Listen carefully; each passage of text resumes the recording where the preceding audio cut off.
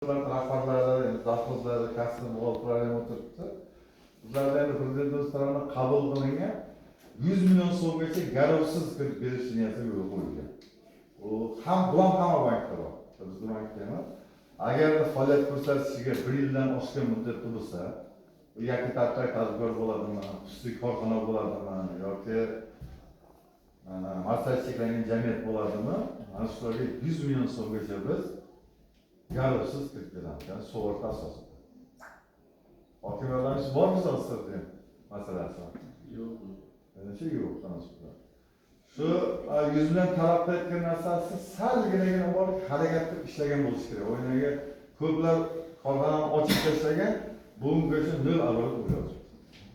Yo'q 300 million menga kerak emas desangda, prezident shu 312-qarori aytgan o'ynaga 100 million so'm emas. Ana shuni 300 million so'mga berish mumkin, lekin bunga garov talab qilamiz. Agar sizlarda shunaqa xohish, istak bo'ladigan bo'lsa, marhamat, bizlarning shu produktlarimizdan, ya'ni berilgan mahsulotlardan foydalaning. Savollar bormi menga?